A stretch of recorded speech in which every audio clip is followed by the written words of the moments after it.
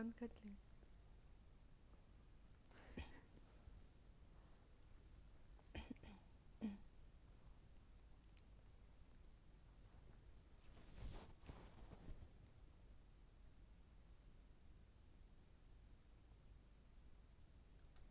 नमस्कार, जोहार। स्वागत है आप सभी का संकल्प से सिद्धि कार्यक्रम में।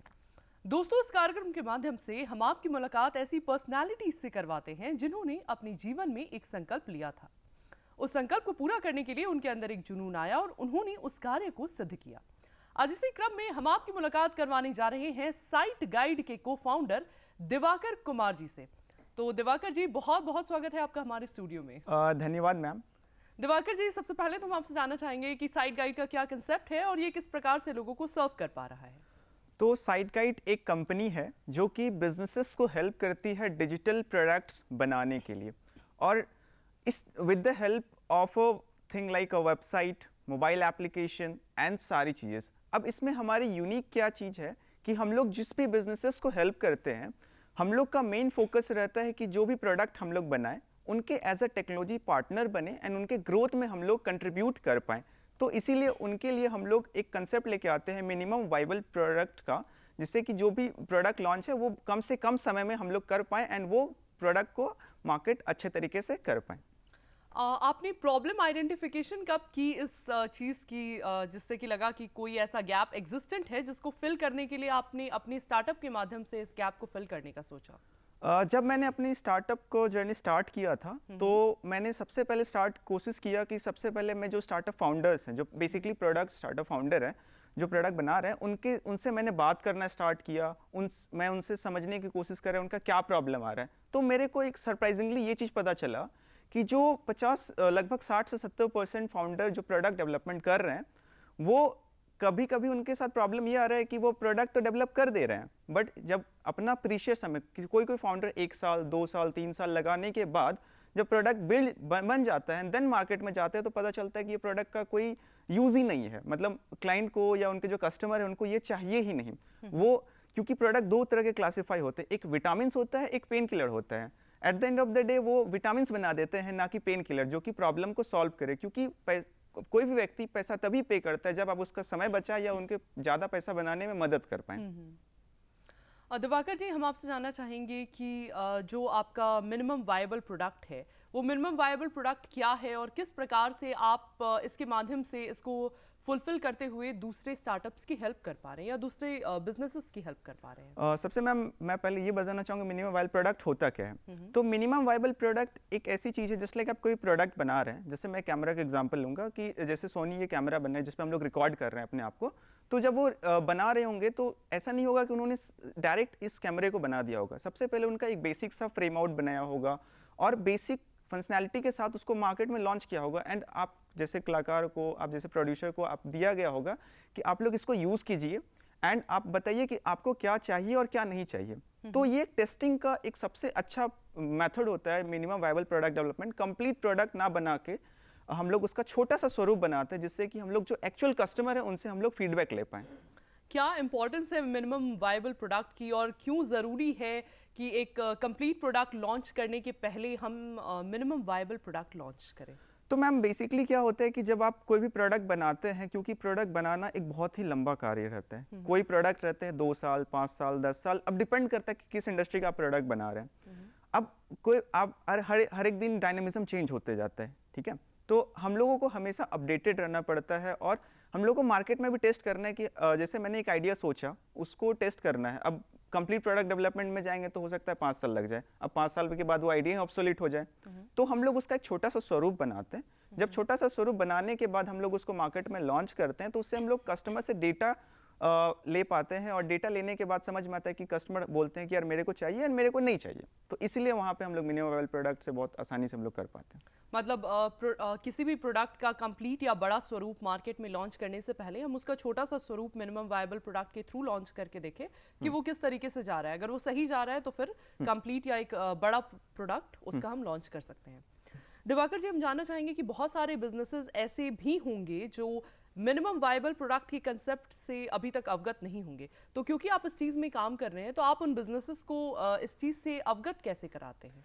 तो और उनकी हेल्प हो पाए। आपने ताकि सही बात की मैम। बहुत सारे मेरे पास बिजनेसेस आते हैं, उनको ये नहीं पता रहता है कि मिनिमम वायबल प्रोडक्ट होता क्या है। तो मैं इसका सबसे एक अच्छा सा एग्जांपल लेता हूँ, क्योंकि जब आप एग्जांपल से किसी चीज़ को एक्सप्लेन करते हैं तो लोग उससे बहुत ज़्यादा रिलेट कर पाते हैं। मैं एक जैसे एग्जांपल लूँ ओयो का, जो कि रितेश अग्रवाल फाउंडर, उन्होंने अभी $1 बिलियन कंपनी है, सब लोग जानते हैं कि ओयो इतनी बड़ी कंपनी है। बट जब उन्होंने 2011 में प्रॉब्लम आइडेंटिफाई किया, जब वो 17 साल के थे, तो उन्होंने सबसे पहले देखा कि वो ट्रैवलिंग बहुत ज़्यादा करते थे। तो वो सोचे कि जो चीपेस्ट होटल है उनका एक वेबसाइट बना दिया जाए एंड उसको लिस्ट कर दिया जाए। तो ओरेवल नाम के कंपनी के साथ, मतलब ओरेवल नाम की कंपनी उन्होंने रजिस्टर्ड करवाई एंड उसके माध्यम से उन्होंने सर्विस देना प्रोवाइड किया। बट क्योंकि वो उनका एक मिनिमम वायबल प्रोडक्ट था, तो कुछ दिनों के बाद उनको ये प्रॉब्लम पता चला कि मतलब होटल मिलना is not a very big thing. मतलब hotel at a right condition और एक राइट प्राइस पे मिलना मेन इंपॉर्टेंट चीज़ है। वो कस्टमर फीडबैक आया, तभी वो कस्टमर फीडबैक के अनुसार फिर बाद में जाके ओयो को लॉन्च कर पाए, जिससे कि जब मैं कोई भी फाउंडर मेरे पास आता है तो मैं उनको बताता हूँ ये एग्जाम्पल। और एग्जाम्पल जब आप बताते हैं और अभी इतनी सक्सेसफुल कंपनी, $1 बिलियन कंपनी है, तो लोग समझना स्टार्ट करते हैं। तो वो आइडेंटिफाई करते हैं कि हाँ, मेरे को कंप्लीट प्रोडक्ट नहीं बनाना है। आप मिनिमम वायबल प्रोडक्ट बनाने में आप कम से कम रुपए में अच्छे से अच्छे मार्केट को टेस्ट कर सकते हैं, अपने चांस ऑफ सक्सेस को इंक्रीज कर पाते हैं। क्योंकि आप भी जानते हैं कि स्टार्टअप 90% फेल हो जाते हैं, बट 10% स्टार्टअप क्यों सक्सेस हो पाते हैं, इसका भी कारण है मैम। कारण इसलिए है क्योंकि वो मार्केट को टेस्ट करते हैं और वही प्रोडक्ट बनाते हैं जो कि मार्केट में एक्चुअल में डिमांड है। तो इसलिए दिवाकर जी, हम अगर आपसे जानना चाहें कि मिनिमम वायबल प्रोडक्ट के बारे में आपने बताया, अक्सर बिजनेसेस क्या गलतियां करते हैं अपने प्रोडक्ट को डेवलप करते टाइम, और आप उन गलतियों को आइडेंटिफाई कर किस प्रकार से उन बिजनेसेस या उन स्टार्टअप्स की मदद करते हैं? तो मैम सबसे बड़ी प्रॉब्लम जो होती है कि प्रोडक्ट, कोई भी फाउंडर जब प्रोडक्ट बनाता है तो मोस्ट ऑफ द टाइम क्या करता है, वो अपने गट्स के बेसिस पे या उनको जो परसीव्ड लगता है कि मैं ये प्रोडक्ट सोच रहा हूँ और ये चल जाएगा, बट मार्केट में एक्चुअल में रियलिटी कंप्लीटली डिफरेंट रहता है। तो क्योंकि वो डेटा सपोर्टेड डिसीजन नहीं लेते हैं, तो हम लोग उनको बोलते हैं कि आप जब भी कोई भी प्रोडक्ट बनाते हैं सबसे पहले आप मार्केट रिसर्च करें, मार्केट को समझें, अपने कस्टमर को समझें। कम से कम यदि आप B2B कस्टमर बना रहे हैं तो कम से कम 10 कस्टमर्स के, B2B का मतलब होता है बिजनेस टू बिजनेस, यदि आप 10 कस्टमर से बात करें जो आपके पोटेंशियल कस्टमर है, एक्चुअल में उनको नीड है या नहीं। यदि आप B2C बना रहे हैं तो कम से कम 100 कस्टमर से बात करें, उनसे समझे कि मैं ये ऐसा सोच रहा हूँ, आप मेरे से बाई करेंगे कि नहीं करेंगे। इवन वो यदि ₹1 भी देते हैं और एट अ टाइम देते हैं, तो ये आपका मार्केट वैलिडेशन हो जाता है कि हाँ, इस प्रोडक्ट में दम है और ये प्रोडक्ट सक्सेसफुल होगा। तो प्रोडक्ट मार्केट रिसर्च नहीं करते हैं ज़्यादा से ज़्यादा कंपनियां, एंड वो एक सबसे बड़ी एक फैक्टर है जो कि हम लोग को बताना पड़ेगा। दिवाकर जी, हम जानना चाहेंगे कब और कैसे इस चीज़ की शुरुआत हुई, कब माइंड में आया कि ऐसा कुछ करना है? तो मैम ये स्टार्ट हुआ 2020 में जब कोविड का एरा चल रहा था। क्योंकि मैं बचपन से ही बहुत ज़्यादा टेक्नोलॉजी में अच्छा था, तो हर एक मैं अपने लिए पहले सबसे पहले टेस्ट प्रोजेक्ट्स, क्योंकि बाय प्रोफेशन में एक IT इंजीनियर हूँ, और मैं अपने लिए खुद के लिए बहुत सारे छोटे मोटे प्रोडक्ट्स बनाना स्टार्ट करता था। तो मेरे को लगा कि जब मैं अपने लिए बना सकता हूँ, मेरे अंदर वो कैपेसिटी है जो मैं दूसरे लोगों को भी बता सकता हूँ। और मैम एक चीज़ मैं यहाँ पे बताना चाहूँगा, मेरे लाइफ में एक बुक है how to win friend influence people, उसका बहुत बड़ा प्रभाव पड़ा है। उससे मेरे को पता चला कि आप लोगों के कैसे प्रॉब्लम को आइडेंटिफाई कर सकते हैं, आप उनके शू में जाके उनके प्रॉब्लम को कैसे समझ सकते हैं। ये जो कंसेप्ट मेरे लाइफ चेंज का कंसेप्ट था मैम, और उस कंसेप्ट के साथ मैंने सोचा क्यों ना लोगों को हेल्प किया जाए। तो 2020 के दिसंबर में सबसे पहला मैंने एक क्लाइंट यूसुफ मेरे को मिला लकीली, एंड मैंने फिर उनको हेल्प किया और अभी बहुत ही अच्छे तरीके से अच्छे मुकाम पे हैं वो। तो यूसुफ नाम के एक व्यक्ति की आपने सबसे पहले हेल्प करी अपने स्टार्टअप में। हम जानना चाहेंगे कि जो भी ये व्यक्ति थे जिनके आपने सबसे पहले हेल्प करी आपके स्टार्टअप के माध्यम से, उनकी प्रॉब्लम स्टेटमेंट क्या रही थी और उनकी हेल्प आपने किस प्रकार से करी? तो मैम वो एक कंपनी चलाते हैं HNI टैक्स, और वो चाहते हैं कि इंडिया में वर्चुअली बैठ के वो US के कस्टमर को सेल कर पाएँ। तो इस प्रॉब्लम स्टेटमेंट को सॉल्व करने के लिए, क्योंकि आप वर्चुअली जब आप किन्हीं भी लोगों से मिलते हैं तो trust banana is one of the important thing होता है, क्योंकि हम लोग फिजिकली मिल नहीं रहे, वर्चुअली मिल रहे हैं, तो ट्रस्ट बिल्डिंग। तो सबसे पहले सबसे प्रॉब्लम ट्रस्ट कैसे बिल्ड किया जाए, उनका टाइम इन्वॉल्वमेंट मतलब ह्यूमन टाइम इन्वॉल्वमेंट कम से कम कैसे किया जाए। तो इस प्रॉब्लम स्टेटमेंट को सॉल्व करने के लिए सबसे पहले हम लोगों ने एक वेबसाइट बनाया जिसमें उनके बारे में जो भी यूएसपी है, क्योंकि मार्केट में एक ही वो कंपटीटर नहीं है, उनके बहुत सारे कंपटीटर भी हैं, तो यूएसपी को सारी चीज़ें को बताया कि आप उनकी प्रॉब्लम क्या रही थी? उनकी प्रॉब्लम बेसिकली थी कि ट्रस्ट कैसे बिल्ड किया जाए, कैसे सेल किया जाए, टाइम रिड्यूस कैसे किया जाए। तो सबसे पहले हम लोगों ने टाइम वेबसाइट रिड्यूस कैसे किया जाए, किस चीज का? टाइम रिड्यूस मतलब ह्यूमन इंटरवेंशन का। ओके। ओके, तो तो आपने इसके ह्यूमन इंटरवेंशन की टाइम रिडक्शन में उनकी हेल्प करी? हाँ, हाँ। किस प्रकार से? तो सबसे पहले मैम उसके लिए मैंने एक चैटबॉट बनाया था जिसमें कि उनका जो 90% फ्रीक्वेंटली आस्क्ड क्वेश्चन रहता है कि आपका बिजनेस कब खुला रहता है, क्या क्या डॉक्यूमेंट्स लगेंगे, सारे एक चैटबॉट सिस्टम के साथ हम लोगों ने उसको इंटीग्रेट किया एंड चैटबॉट 90% उसके प्रॉब्लम को सॉल्व कर देता है। और करेंटली अभी उस चीज़ को और एक कदम आगे बढ़ाने के लिए हम लोगों ने व्हाट्सअप चैटबॉट इंटीग्रेशन, क्योंकि आप भी जानते हैं इंडिया में व्हाट्सअप पे बहुत ज़्यादा डिमांड है, तो इस तरीके से हम लोग व्हाट्सअप पे भी हम लोग उसके लिए काम मतलब कोई पर्सन अगर अपने बिजनेस में ह्यूमन इंटरवेंशंस को कम करना चाहता है तो वो अगर आपको अप्रोच करता है तो आप अपने सॉफ्टवेयर्स के माध्यम से उसको बहुत स्मूथ हैंडल करा लेते हैं। Yes ma'am. दिवाकर जी, हम जानना चाहेंगे कि एक सोच आना और फाइनली उसको धरातल पर लेकर आना एक छोटा काम नहीं होता, तो आपने ये कैसे किया? एक सोच आपके अंदर आई और उसको फिर धरातल पर लेकर आए एक स्टार्टअप की फॉर्म में, ये आपने कैसे किया? मैम सोच लोगों के दिमाग में रोज कुछ ना कुछ आते रहते हैं, बट प्रॉब्लम क्या होता है कि वो धरातल पे इसलिए नहीं आ पाता क्योंकि वो लोग सोचते हैं कि ये परफेक्ट कंडीशन आएगा तभी मैं इस चीज़ को एग्जीक्यूट करूंगा। तो हम लोग सोचते रहते हैं कि कब आएगा परफेक्ट सिचुएशन। तो मैंने मेरे लिए जो सबसे इंपॉर्टेंट चीज़ था कि मैं कुछ भी सोचता हूँ तो उसको इम्परफेक्टली तुरंत अप्लाई कर देता हूँ, जिससे कि मेरे को तुरंत चाहे तो मैं फेल हो जाता हूँ चाहे मैं सक्सेस हो जाता हूँ। तो जब ज़्यादा से ज़्यादा इम्परफेक्ट एक्शन लेना स्टार्ट किया और ज़्यादा से ज़्यादा लोगों के पास रीच आउट करना स्टार्ट किया, जी चीज़ों को सीखना स्टार्ट किया, इंप्लीमेंट करना स्टार्ट किया, तो मैम धरातल पे आ गया। टेक्निकली साउंड होने के लिए आपने क्या क्या स्टेप्स लिए अपने स्टार्टअप के लिए? तो मैम सबसे पहले टेक्निकली साउंड होने के लिए सबसे पहले मैंने यूट्यूब्स गूगल पे सबसे पहले अच्छे चीज़ों को सर्च करना स्टार्ट किया, क्योंकि आजकल क्या होता है कि सारी चीज़ अवेलेबल है, आप फ्री में अवेलेबल है, बट आपको सर्च करना आना चाहिए कि how to learn marketing, how to learn product development, how to learn website development, something like that. इस टाइप से मैंने स्टार्ट किया। देन उसके बाद मैंने मेंटर्स फाइंड करना स्टार्ट किया, क्योंकि अकेले आप कुछ बहुत बड़ा काम नहीं कर सकते हैं। तो मेरे mentors like Saurabh Bhatnagar sir, Devvrat sir, उन्होंने मेरे को बहुत अच्छे तरीके से गाइड किया कि आप क्या करें क्या ना करें और कैसे टाइम आप अपना बचा सकते हैं। तो यहाँ से मैंने किया। क्या स्टार्टअप के दौरान कोई ऐसा समय भी रहा जब आप बहुत ज़्यादा डीमोटिवेटिंग फील कर रहे हों और उस समय को आपने कैसे टैकल करा?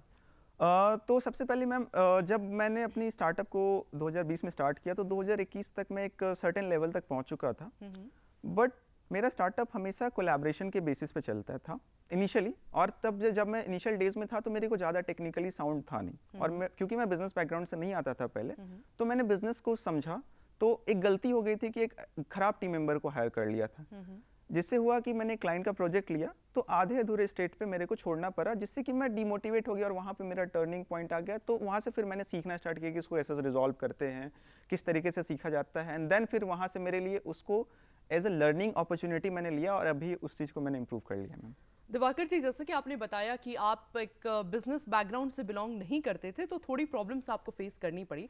इसी के साथ मेरे दिमाग में एक चीज़ आ रही है कि शुरुआती दौर में आपके पास आइडिया था कि किस आइडिया पे काम करना है, लेकिन आपके पास इन डेप्थ बिजनेस नॉलेज नहीं थी। तो इस इन डेप्थ बिजनेस नॉलेज को आपने किस प्रकार से एस्टैब्लिश किया खुद के लिए?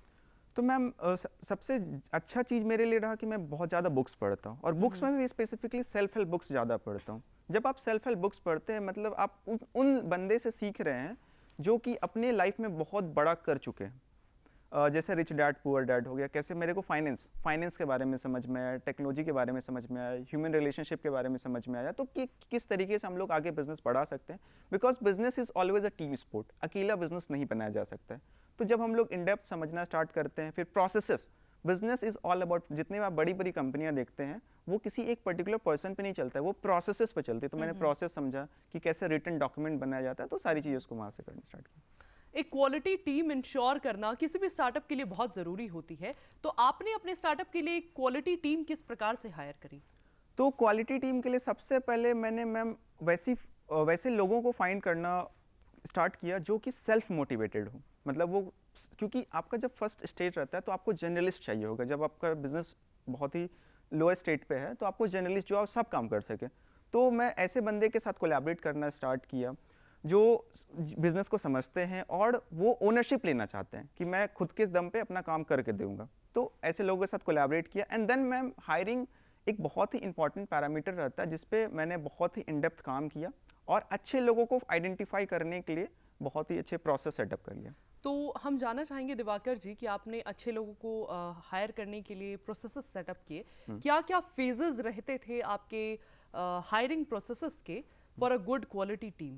तो मैम हायरिंग के लिए सबसे इंपॉर्टेंट चीज़ ये होती है कि सबसे पहले आपको ये पता रहना चाहिए आप जिस भी पोजीशन के लिए हायर कर रहे हैं, चाहे वो आप टेक्निकल पोजीशन के लिए कर रहे हैं, चाहे आप सेल्स के लिए कर रहे हैं, चाहे आप एडमिन के लिए कर रहे हैं, तो सबसे पहले आपको क्लैरिटी होना चाहिए कि किस टाइप के पर्सन आपको चाहिए और किस टाइप के पर्सन आपको नहीं चाहिए और उसमें भी क्या क्या रिक्वायरमेंट है और क्या क्या रिक्वायरमेंट नहीं है। देन हम लोग कैंडिडेट को सोर्स करते हैं, वो भी अच्छे क्वालिटी प्लेटफॉर्म लाइक लिंक्डइन हो गया, अपने पर्सनल रेफरेंस हो गया, वहाँ से सोर्स करते हैं। देन सोर्स करने के बाद उनका एग्जाम कंडक्ट करवाते हैं। मतलब पहले रिक्वायरमेंट आपकी आप स्पेसिफाई करते हो, फिर रिटन एग्जाम कंडक्ट कराते हो, उसके बाद इंटरव्यू लेते हो। इंटरव्यू में भी मैम दो तरीके का इंटरव्यू होता है। सबसे पहले टेक्निकल इंटरव्यू होता है and second cultural interview. Cultural interview क्या होता है? कल्चरल इंटरव्यू में हम लोग ये टेस्ट करते हैं कि उसके जो पर्सन को मैं हायर कर रहा हूँ वो मेरे कल्चर, क्योंकि मेरा कल्चर है कि हमेशा ऑनेस्ट वर्दी रहना, ऑन टाइम डिलीवरी देना, और इस चीज़ को कैसे हम लोग कल्टीवेट कर पाएं, ये चीज़ में फिट इन हो पा रहा है या नहीं हो पा रहा है। तो इस चीज़ को टेस्ट करने के लिए हम सिचुएशनल बेस्ड क्वेश्चंस पूछते हैं, उससे पता चलता है कि ये बंदा या बंदी मेरे कंपनी के लिए इंपॉर्टेंट है या नहीं है। रिक्वायरमेंट स्पेसिफाई कर देने के बाद, अपनी स्टार्टअप कंपनी की रिक्वायरमेंट स्पेसिफाई करने के बाद फिर written exam and then interview, फिर टेक्निकल इंटरव्यू, फिर कल्चरल इंटरव्यू के बाद क्या आपका कोई इंटर्नशिप्स भी रहते हैं हायरिंग के पहले या फिर डायरेक्ट? यस मैम, हम लोग डायरेक्ट हायरिंग करने से पहले कुछ दिन हम लोग सुपरविजन पीरियड के लिए इंटर्नशिप करते हैं, मिनिमम 1 मंथ्स का रहता है, जिसमें हम लोग देखते हैं कि जो कैंडिडेट को मैंने सेलेक्ट किया है वो मेरे कल्चरली, इमोशनली एंड सारी तरीके से फिट इन हुए हैं या नहीं। जब वो फिट इन हो जाते हैं तब फिर हम लोग आगे बढ़ते हैं। आप अपनी स्टार्टअप को ग्रो कराने के लिए कौन कौन सी मार्केटिंग स्ट्रैटेजीज का यूज करते हैं जिससे कि लोगों के बीच एक बिलीफ पैदा हो सके? तो मार्केटिंग के लिए सबसे पहले मैं नेटवर्किंग पे सबसे ज़्यादा फोकस करता हूँ। फिजिकल इवेंट्स पे मैं बहुत सारे पार्टिसिपेट करता हूँ, ऑनलाइन इवेंट्स होते हैं वहाँ पे मैं जाना चाहता हूँ। और दूसरी चीज़, मैं एजुकेशन बेस्ड मार्केटिंग का सबसे बड़ा सूत्रधार हूँ, क्योंकि जितना ज़्यादा आप लोगों को एजुकेट करेंगे कि हर एक आदमी अपने लाइफ में अपने ड्रीम्स को अचीव करना चाहता है, और जब ड्रीम्स को अचीव करने के लिए कुछ ना कुछ टूल्स रिक्वायरमेंट होते हैं, उस टूल्स के बारे में जानकारी, जैसे मैं अपने सोशल मीडिया के माध्यम से बहुत सारे आर्टिकल पब्लिश करने की कोशिश करता हूँ, कंटेंट पब्लिश करने की कोशिश करता हूँ, जिससे लोग ट्रस्ट सीख पाए। कुछ जब जैसे लोग सीखते हैं तो वो आपको एक मतलब एक्सपर्ट मानते हैं एंड देन फिर अब वो आपके साथ बिजनेस करना स्टार्ट करना चाहते हैं। क्या इनिशियल फेजेस में स्टार्टअप रन कराने के दौरान आपने कुछ चैलेंजेस भी फेस करे या अभी भी आप कर रही हो? मैम चैलेंजेस तो रोज आती है, और चैलेंजेस के साथ साथ हमें सॉल्यूशंस भी हमेशा ओरिएंट करना पड़ता है। एज ए फाउंडर जो सबसे बड़ा चैलेंज मेरे को इनिशियल डेज में आया कि क्योंकि हम लोग का काम है वर्चुअली, मतलब मैं यहाँ पे बैठा हुआ हूँ और मेरे कस्टमर यूएस में बैठे हुए हैं, तो उनके साथ ट्रस्ट बिल्ड करना सबसे बड़ा चैलेंज होता है। सबसे बड़ा चैलेंज, क्योंकि जब तक फिजिकल अपीयरेंस हो ना, ट्रस्ट बिल्ड करना बड़ा मुश्किल हो जाता है। तो इस चीज़ को करने के लिए मैंने एक बहुत ही फंडामेंटल अप्रोच अपनाया कि क्यों ना जो काम मैं कर रहा हूँ, जैसे मैं कोई प्रोडक्ट डेवलप कर रहा हूँ, तो उसको एक वायरफ्रेम फ्री में क्यों ना दे दूँ। तो उनको ये लगेगा कि फ्री में ये बंदा दिवाकर मेरे को इतना काम दे सकता है, तो यदि मैं $1,000 $2,000 यदि मैं पे करूं तो मेरे को कितना अच्छा प्रोडक्ट मिलेगा जिससे कि मैं ग्रोथ लेके आ पाऊं। तो ये जो इश्यूज थे, ट्रस्ट इश्यूज और अन्य कुछ भी इश्यूज रहे होंगे, इनको आपने टैकल करने के लिए क्या क्या स्टेप्स अपनाए? एक तो हम जान गए कि आपने फ्री ऑफ कॉस्ट कुछ सर्विसेज देना स्टार्ट करा, इसके अलावा? फ्री ऑफ कॉस्ट सर्विसेज मैंने मैम नहीं दिया। जैसे कोई भी एक सर्विस है, जैसे वेबसाइट है, तो वेबसाइट का बहुत सारा प्रोसेस होता है। सबसे पहले वायरफ्रेम बनाता है, गैदरिंग मतलब रिक्वायरमेंट गैदरिंग होता है, फिर उसको वायरफ्रेम बना, तो वो एक आधा प्रोसेस को 10 to 20% प्रोसेस को मैंने फ्री में करके दिया। तो जिससे कि वो ट्रस्ट इंक्रीज हुआ। दूसरी चीज़, क्योंकि मेरे को ज़्यादा बिजनेस रेफरल से आता है, क्योंकि मेरे जितने भी क्लाइंट हैं वो मेरे से बहुत ही ज़्यादा सेटिस्फाइड है, 99% क्लाइंट मेरे से सेटिस्फाइड है, और वो हमेशा आगे ग्रोथ के लिए सोचते हैं और वहाँ से वो रेफ़र करते हैं। जब आप कोई रेफरल से आपके पास क्लाइंट आता है तो ज़्यादा चांसेस है कि वो आप इजीली कन्वर्ट आप कर सकते हैं। बिल्कुल। दिवाकर जी, हम जानना चाहेंगे कि आपकी जो भी टीम है फिलहाल आपके साथ जो काम कर रही है, लॉन्ग रन में आप टीम के सस्टेनेंस को किस प्रकार से इंश्योर करते हैं?